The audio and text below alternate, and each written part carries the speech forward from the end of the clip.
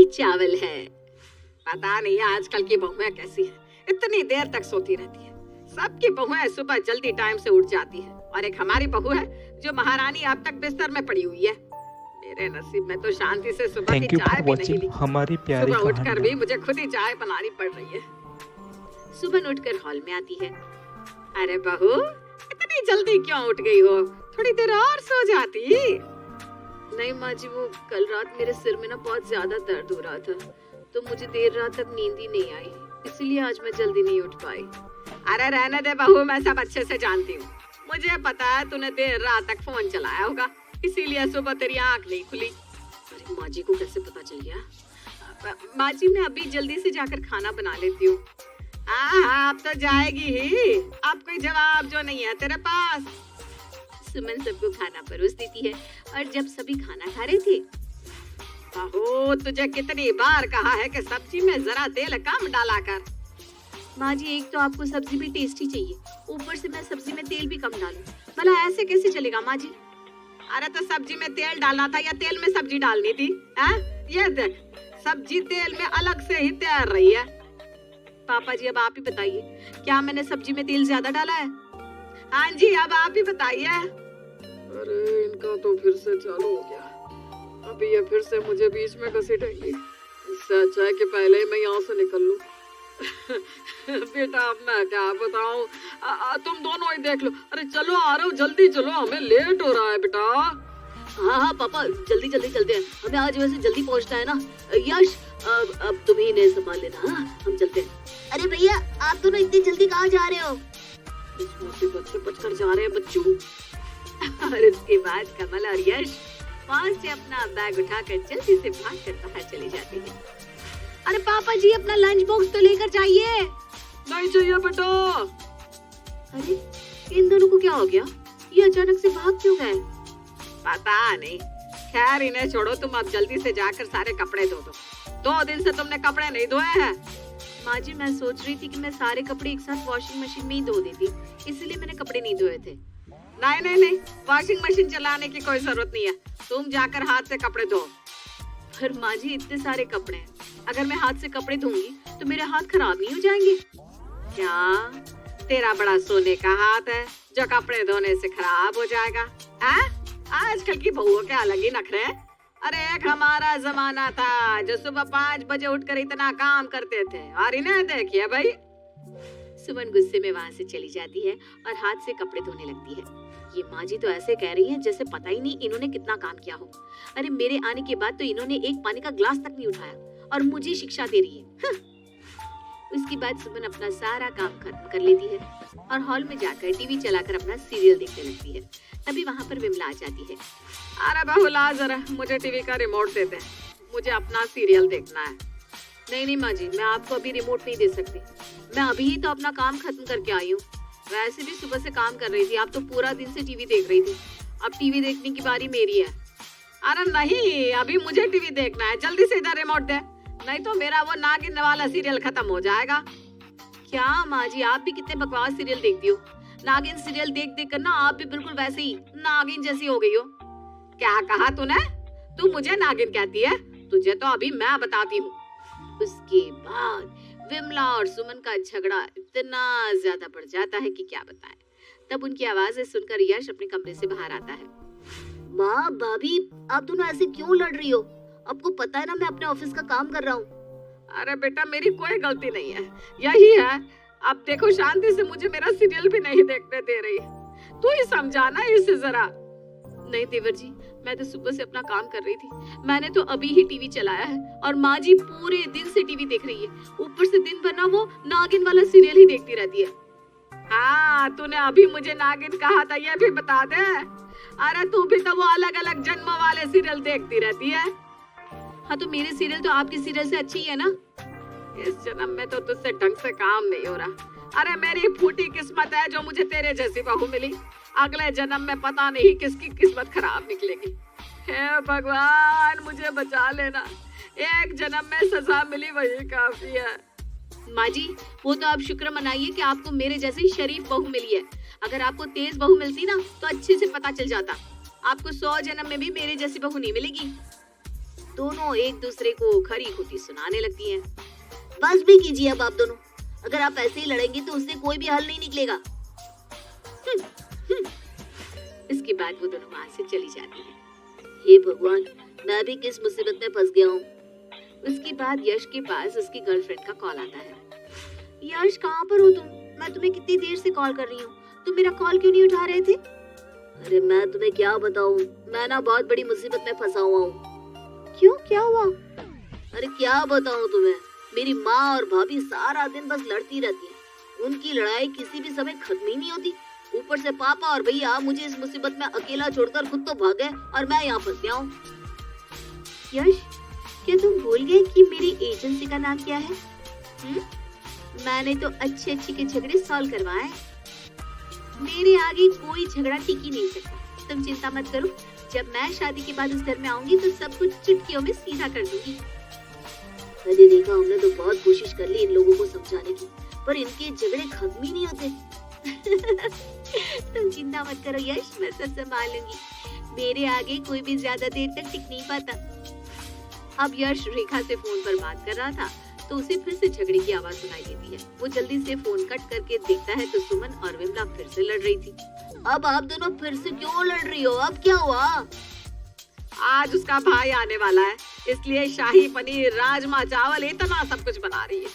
आज उसको खाना बनाने में थकान नहीं हो रही, पर और किसी दिन जब मैं इसको खाना बनाने के लिए बोलूंगी, घर में कोई भी मेहमान आता है तब इससे खाना नहीं बनता। तब तो कभी इसके सर में दर्द होता है, कभी इसे थकान हो जाती है, तो कभी कुछ हो जाता है।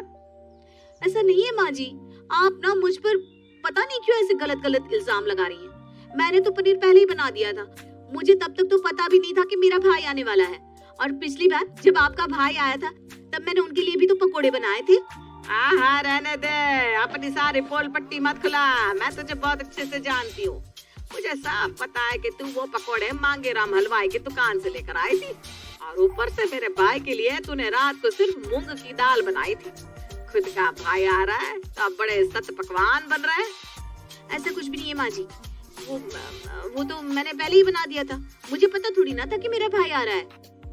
उसके बाद दोनों फिर से लड़ने लगती हैं। अब आप दोनों बस भी कीजिए, कितना लड़ेंगे? आप लोग लड़ लड़ कर कभी थकते नहीं है क्या?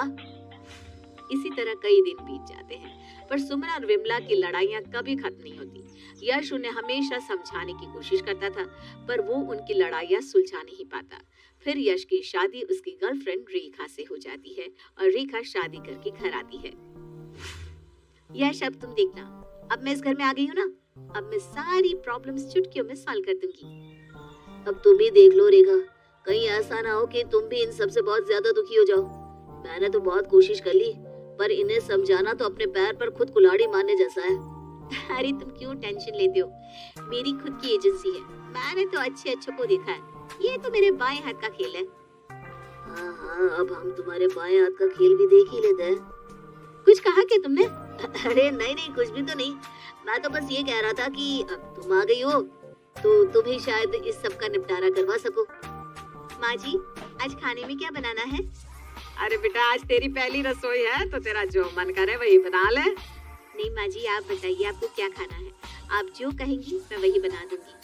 अरे वाह बहू वाह, तू तो बहुत प्यारी है। चलो शुक्र है इस घर में कम से कम कोई तो ऐसा है जिसको मेरी परवाह है, जो मुझसे पूछ कर काम कर रहा है। बेटा एक काम कर, तू हलवा पूरी बना ले। उसके बाद रेखा किचन में खाना बनाने चली जाती है। ये देखो माँ जी, इससे तो कितने प्यार से बात कर रही है, पर आज तक मजाल है जो कभी इन्होंने मुझे अपने मुंह से बेटा भी कहा हो। मैं भी देखती हूँ कब तक ऐसा चलता है, अभी तो ये इनके नए नए ड्रामे हैं बस। रेखा सभी के लिए खाना बनाकर लाती है और उन्हें खाना परोस देती है। अरे वाह बेटा, कितना टेस्टी खाना बनाया है तूने, इतने दिनों बाद आज अच्छा खाना नसीब हुआ है। मजा ही आ गया खाना खाकर। शुक्रिया माँ जी। हाँ, तो इसका मतलब मैं अच्छा खाना नहीं बनाती हूँ, यही ना?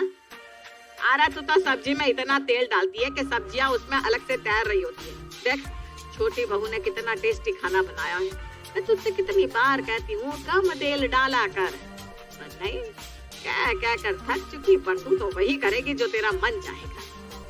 जब मैं कम तेल डालती हूँ तब आप मुझे ये कहती हैं सब्जी कितनी सूखी सूखी सी लग रही है। अरे आखिर अब मैं करूँ तो क्या करूँ? और उसके बाद दोनों का झगड़ा बढ़ जाता है। माँ जी, भाभी, आप दोनों इस तरीके से मत लड़िए प्लीज। अरे बेटा, मैं कहाँ लड़ाई कर रही हूँ? तो इसका मतलब लड़ाई मैंने शुरू की है। नहीं भाभी, आप भी शांत हो जाइए। हमें इस तरीके से लड़ाई नहीं करनी चाहिए। कोई बात नहीं ना, इतना सब तो होता ही रहता है। ठीक है रेखा, तुम कहती हो तो मैं रहने देती हूँ। और माँ जी, अगर आपको रेखा के हाथ का खाना इतना ही पसंद है तो आज से वही सबके लिए खाना बना दिया करेगी। हाँ ठीक है, ये तो अच्छी बात है। अब से रेखा ही खाना बनाएगी, कम से कम अच्छा खाना तो मिलेगा। अरे ये क्या हो गया? क्या अब रोज मुझे ही खाना बनाना पड़ेगा? अब क्या करूँ मैं? अगले दिन, अरे रेखा बहू, ये सुमन बहू कहाँ चली गई? मुझे सुबह से दिखी नहीं। माँ जी, वो भाभी। कुछ नहीं माँ जी, मैं जरा शॉपिंग करने गई थी। तेरे तो शॉपिंग खत्म ही नहीं होती। अभी कुछ समय पहले तो तू इतने कपड़े लेकर आई थी, ऊपर से तू आज मुझे बिना बताए शॉपिंग के लिए चली गई। नहीं माँ जी, मैं रेखा को बात करके गई थी और हमें शाम को पार्टी में भी तो जाना है। उसके लिए नई ड्रेस चाहिए थी ना, वही लेने गई थी। जरूरी नहीं कि हमें हर फंक्शन के लिए नई ड्रेस ही खरीदनी पड़े। क्या सभी नए कपड़े फ्री में आते हैं कि जब तेरा मन हुआ तब शॉपिंग करने चली गई? माँ जी, आप ना बस मुझे हमेशा इसी तरह से टोका कीजिए। हो गई खुश? अरे आप दोनों फिर से झगड़ा शुरू मत कीजिएगा। आप दोनों शांत भी हो जाइए। माँ जी, कोई बात नहीं ना, अगर भाभी ने शॉपिंग कर ली तो वो मुझे बता कर गई थी। मैं ही आपको थैंक यू फॉर वॉचिंग हमारी प्यारी कोई कहानी। बात नहीं बहू, मैं समझ सकती हूँ। हाँ, मैं भी समझ सकती हूँ। अब जाकर तैयार हो जाऊं? इनकी लड़ाई सॉल्व करवाना तो बहुत ही आसान था। और फिर सब अपना काम करने लगते हैं। आज भला घर में इतनी शांति कैसे है? मैंने कहा था ना, मैं सब ठीक कर दूंगी। अब बस तुम देखते जाओ। उसके बाद रेखा वॉशिंग मशीन में कपड़े धो रही थी।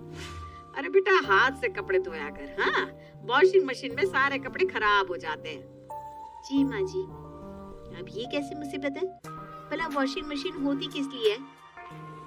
मैं तो रोज रोज हाथ से कपड़े नहीं धो सकती, ऐसे तो मेरे हाथों में दर्द हो जाएगा। माँ जी तो हर छोटी छोटी बात में टोकती रहती है। लगता है अब मुझे ही कुछ करना होगा। रात को खाने के समय, अरे बहू, तूने अभी तक डिनर नहीं बनाया? माँ जी, आज डिनर भाभी बनाएंगी। मैंने सुबह से इतना सारा काम किया है ना, अब मैं भी थोड़ी देर आराम करना चाहती हूँ। क्यों? देखा, तुम भी इतनी जल्दी थक गई ना। माँ जी को तो तुम्हारे हाथ का खाना ही अच्छा लगता है, तो डिनर तो तुम्हें ही बनाना पड़ेगा। नहीं भाभी, आप किचन का कोई भी काम नहीं करती हो, सारा काम मुझे ही करना पड़ता है। इतने दिनों से मैं खाना बना रही हूँ ना, इसलिए आज आप ही खाना बनाइए। नहीं, माँ जी हमेशा मेरे खाने में कमियां निकालती रहती हैं और उन्हें तुम्हारे हाथ का खाना ही अच्छा लगता है, इसलिए खाना तो तुम ही बनाओगी। अरे बहू, तो तुम दोनों मिलकर बना लो ना, कितना लेट हो रहा है। नहीं माँ जी। नहीं माँ जी। तुम दोनों तो एक से बढ़कर एक हो रही हो। अब घर का काम तो करना ही होगा ना, इसमें शिकायत करने की क्या जरूरत है? शोर सुनकर यश वहाँ पर आता है। वाह भाभी, आप दोनों फिर से लड़ने लगी। देखा, अब तुम ही समझाओ इन दोनों को। अरे बेटा, आज मैं नहीं, ये दोनों बहुएं आपस में लड़ रही हैं। क्या कहा? रेखा, तुम क्यों लड़ रही हो? तुम तो सब सॉल्व करने वाली थी ना। आप तो चुप ही रहो। अब इससे क्या हो गया?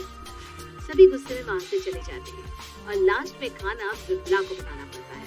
अगले दिन, चलो अब मेरे सीरियल का टाइम हो गया है, अब मैं आराम से बैठकर अपना सीरियल देखूंगी। अरे ला बहू, मुझे टीवी का रिमोट दे दे, मेरे सीरियल का टाइम है ना, जरा मैं अपना सीरियल देख लूं।